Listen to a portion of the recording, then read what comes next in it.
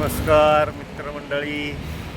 आता हा एप्रिलची आज 3 तारीख आणि हा सीझनमध्ये कडक उन्हाळा. एप्रिल नंतर मे तर याच्यापेक्षाही भयानक कडक उन्हाळा असतो.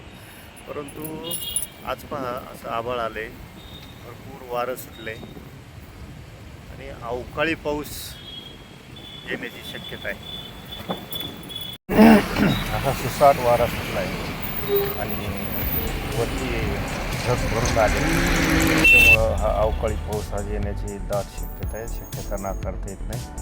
हा जर पाऊस झाला तर शेतकऱ्यांच्या शेतातल्या उभ्या पिकांचं नुकसान होतं, त्याचबरोबर काढलेल्या शेतांचं नासाडी होत असते आणि घरांवरची छतं किंवा पत्रे उडून जातात. त्याचबरोबर शेतकऱ्यांनी जो जनावरांसाठी कडबा ठेवलेला असतो, जनावरांचं खाद्य साठवलेलं खाद्य, त्याचंही मोठं नुकसान या अवकाळी पावसामुळे होत असतं. तसं तर अवकाळी पाऊस म्हणजे जो वेळ टाळून येतो, म्हणजे अवेळी येतो, त्याला आपण अवकाळी पाऊस असं म्हणू, किंवा पावसाळा सोडून इतर ऋतूंमध्ये पडणाऱ्या पावसाला आपण थोडक्यात अवकाळी पाऊस असं साधी सोपी व्याख्या त्याची आपण करू शकतो. तर या पावसामुळं ही शेतातली पिकं अशी आडवी होतात. मागच्या आठवड्यापासून महाराष्ट्रातल्या बहुतेक अनेक जिल्ह्यांमध्ये हा अवकाळी पाऊस पडत राहतो आहे. हा आपला भगवा झेंडा, छत्रपतींची निशाणी आपल्याला दिसत पडतोय चांगला आता पावसाचा.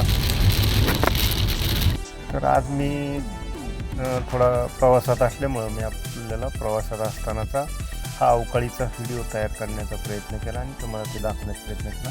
मी ज्यावेळेस गावी असेल त्यावेळेस तुम्हाला मी खेड्यातलं वातावरण या अवकाळीतलं दाखवेन.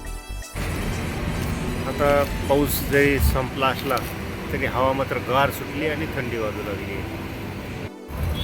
तर मित्रांनो, असा हा अवकाळी पाऊस आपल्याला एका दिवसात 3 ऋतू दाखवतो.